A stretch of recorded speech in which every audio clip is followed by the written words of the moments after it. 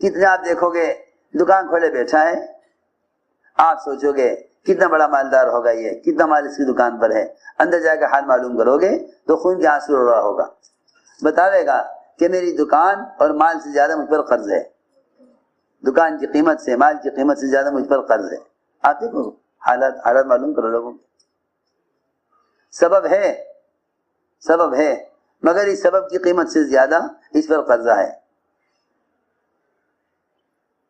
ایک پائی بھی اس کے پاس اس دکان سے نہیں ہے، اس کے قرض سے، اس کا قرض اس دکان کی قیمت اور مال سے کہیں زیادہ ہے، بیٹھا ہوا ہے امید پر، بیٹھا ہوا ہے امید پر۔ دیکھو تو صحیح کتنی سبب سے امید ہے، سبب سے کتنی امید ہے کہ قرضہ دکان کے مال اور دکان کی قیمت سے زیادہ ہے، لیکن امید پر بیٹھا ہوا ہے۔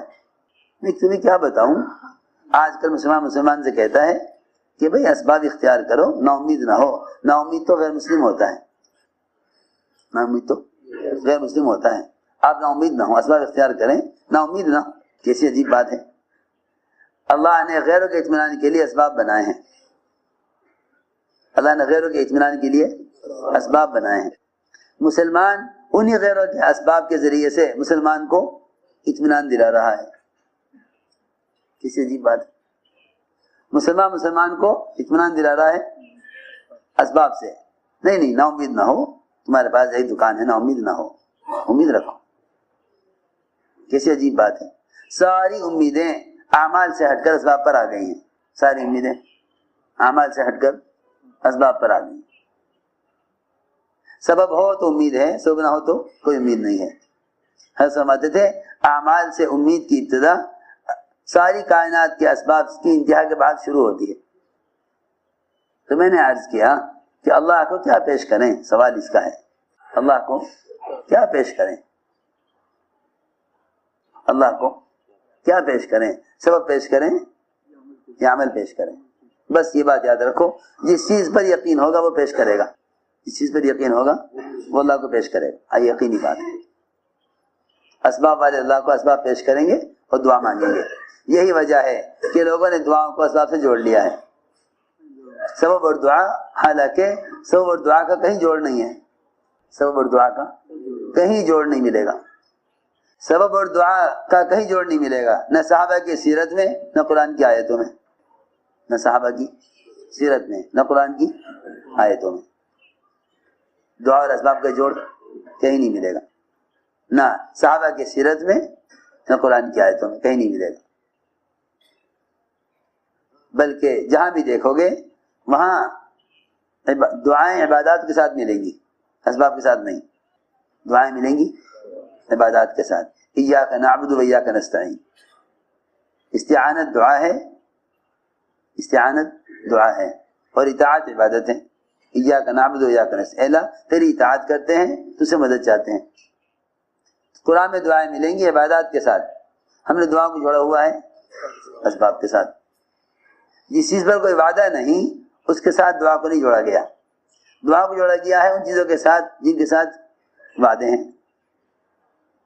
عمل پر وعدہ ہے، عمل کے ساتھ دعاؤں کو جوڑا ہے۔ تو جن کا یقین عمل پر ہوتا ہے وہ اللہ کو عمل پیش کرتے ہیں، جن کا یقین اسباب پر ہوتا ہے وہ اللہ کو اسباب پیش کرتے ہیں۔ اللہ کو اسباب پیش کرنا اس کی قدرت کا انکار ہے، صاف بات ہے۔ اللہ کو اسباب پیش کرنا اس کی قدرت کا انکار ہے، بہت بہت بہت ضروری بات ہے یہ۔ اے اللہ تو اس سبب سے یوں کر دے، اے اللہ میں دوا کھا رہا تو مجھے اس دوا سے شفا دے دے، نہیں، اللہ سے تم شفا براہ راست مانگو، اللہ سے شفا براہ راست مانگو۔ میرا مطلب یہ نہیں کہ دوا استعمال نہ کرو، مگر اللہ سے شفا دوا کی بنیاد پر نہ مانگو، اللہ سے شفا دوا کی بنیاد پر نہ مانگو، اللہ سے شفا دوا کی بنیاد پر نہ مانگو، اللہ سے نفع دکان کی بنیاد پر نہ مانگو، اللہ سے غلہ زمین کی بنیاد پر نہ مانگو۔ اے اللہ تیرے خزانے لامحدود ہیں، ساری دنیا کے اسباب اگلے پچھلے سب جمع کر دیے جائیں تو اللہ تعالیٰ کے خزانے کا ایک ذرہ بھی ان اسباب میں سما نہیں سکتا۔ اگر ساری دنیا کے مادی اسباب جمع کر دیے جائیں تو اللہ کے خزانے کا ایک ذرہ ان اسباب میں سما نہیں سکتا۔ یہ سارے اسباب کم رہ جائیں گے اللہ کے خزانے کے ایک ذرے کے مقابلے میں۔ کہاں تم اللہ کے ملا محسوس خزانوں کو چھوٹے چھوٹے اسباب کے ذریعے سے لینا چاہتے ہو؟ کوئی مطلب ہی نہیں ہے، کوئی مقابلہ ہی نہیں ہے، کوئی مقابلہ ہی نہیں ہے۔ کتنی حیرت کی بات ہے، چھوٹی سی دکان کہ اللہ سے کہے اللہ دکان کے ذریعے نفع دے دے، جب ساری دنیا کے مادی اسباب اللہ کے خزانے کے ایک ذرے کے متحمل نہیں، ایک ذرے کے متحمل نہیں،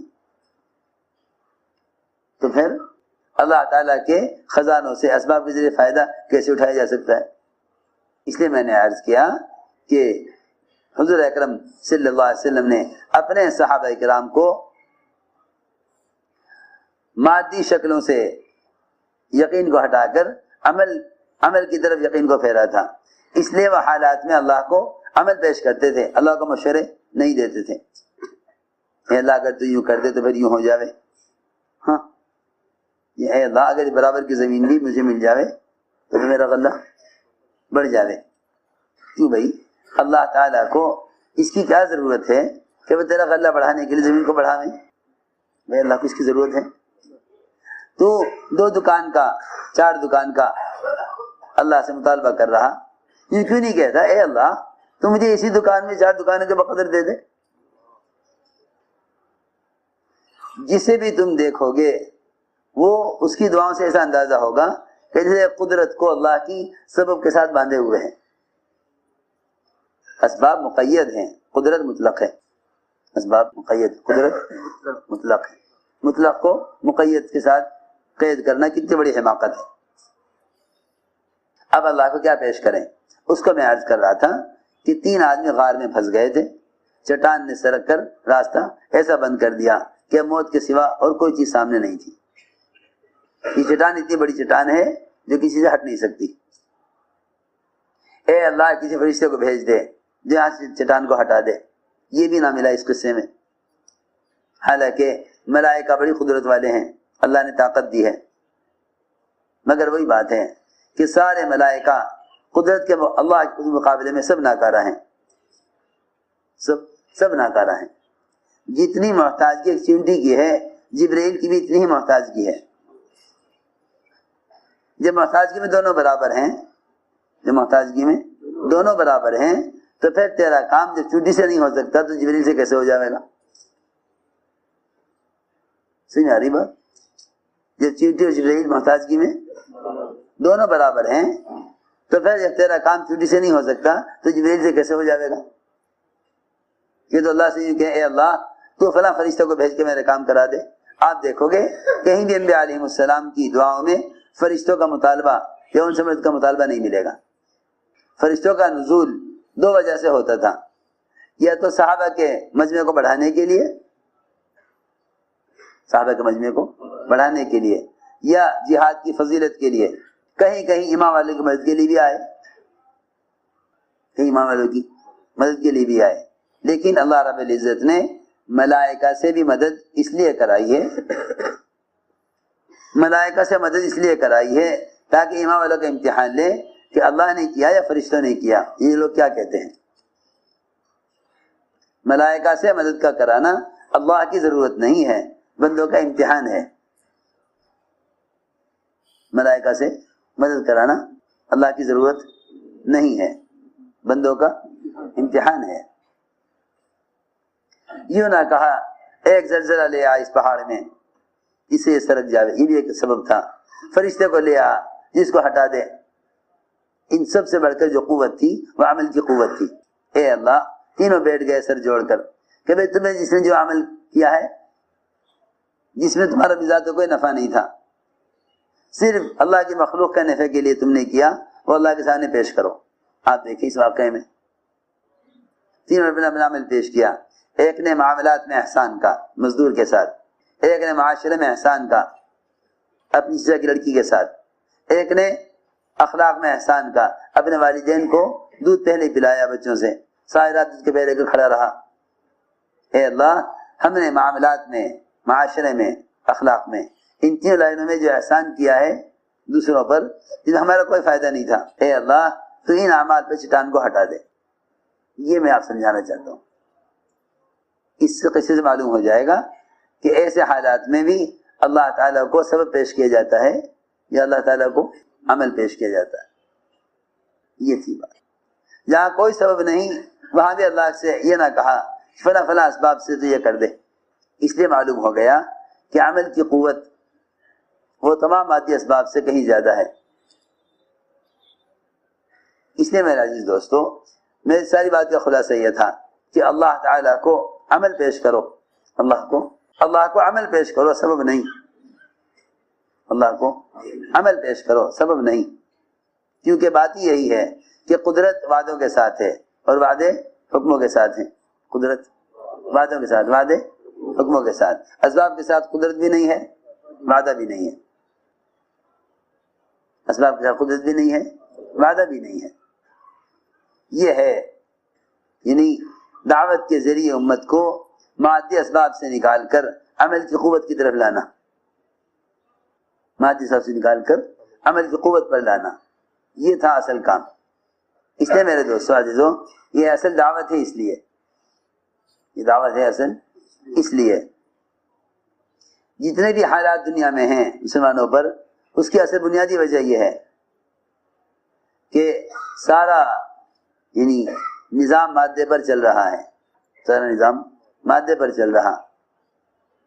کوشش سے ہر فرماتے تھے کوشش کر کے اسباب حاصل کریں، پھر اسباب کے ذریعے اللہ سے مدد طلب کریں. ایک یہ کوشش کر کے عمل اس قابل بنا لو کہ اللہ رب العزت عمل پر کامیابی لاویں.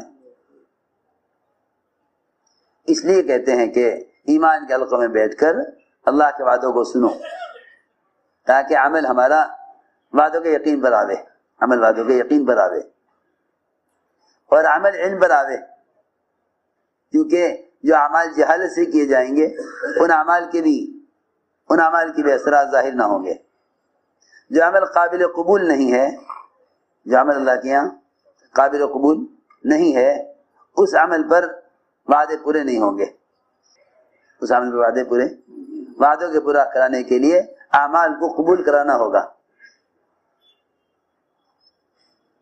وعدے پورے کرانے کے لیے اعمال کو قبول کرانا ہوگا.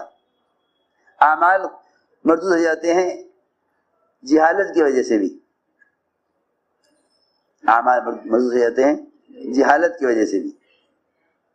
یعنی عمل کرنے والا عمل کر رہا ہے مگر وہ عمل علم کے خلاف ہے، یاد رکھو دو چیزیں عمل میں اصل ہیں، علم اور ایمان. بس یہ دو چیزیں اصل ہیں، علم اور ایمان. ان دو فریضوں کے بغیر کوئی عمل قابل قبول نہیں ہے. جب عمل قابل قبول نہیں علم و ایمان کے بغیر تو پھر اس وعدے بھی پورے نہیں ہوں گے. دو چیزیں اصل ہیں، علم اور ایمان. ان دو سے امت جاہل ہے، ان دونوں سے امت بالکل جاہل ہے. حالانکہ دو چیزیں اصل ہیں، علم اور ایمان. حدیث میں فرمایا من یرید العلم والایمان یؤتیہ اللہ، جو علم اور ایمان چاہے گا اللہ اس کو دیں گے. کیا چاہے؟ علم اور ایمان. دو چیزیں اصل ہیں، علم اور ایمان. دو چیزیں اصل ہیں، علم اور ایمان. امت ان دو سے غافل ہے، امت ان دونوں سے غافل ہے. ایک بات میں نے عرض کی کہ ایمان سیکھو اللہ تعالیٰ کے تذکروں کے ذریعے اور علم حاصل کرو علماء کی صحبت کے ذریعے. ورنہ امت اس وقت بڑی جہالت میں ہے. وہ جہالت یہ ہے کہ امت نے ہر چیز کو علم سمجھا ہوا ہے، امت نے ہر چیز کو علم سمجھا ہوا ہے. دنیا کے فنون سیکھتے ہیں علم سمجھ کر، اور علم سے متعلق فضائل احادیث میں، علم سے متعلق جو فضائل ہیں احادیث میں، سننا غور سے، علم سے متعلق جو فضائل ہیں احادیث میں انہیں استعمال کرتے ہیں دنیا سیکھنے کے لیے، استعمال کرتے ہیں دنیا سیکھنے کے لیے. یہ کیسی عجیب بات ہے، یہ کیسی عجیب بات ہے. علم الہی سے متعلق فضائل کو بیان کرتے ہیں دنیا کے فنون سیکھنے کے لیے. اس لیے یاد رکھو سب سے بڑی جہالت دنیا کے فنون کو علم سمجھنا ہے. یہ خود بڑی جہالت ہے اور یہ جہالت کا بڑا سبب ہے. یہ خود بڑی جہالت ہے، اور جہالت کا بڑا سبب ہے۔ دنیا کے فنون کے علم سمجھنا یہ جہالت کا بڑا سبب ہے۔ امت دنیا کے فنون کو علم سمجھ کر حاصل کر رہی ہے، امت دنیا کے فنون کو علم سمجھ کر حاصل کر رہی ہے، اور علم الہی سے جاہل ہے، علم الہی سے جاہل ہے۔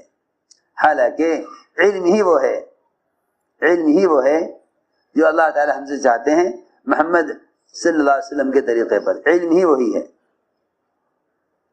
دنیا کے فنون کو علم کہنا بڑی جہالت ہے،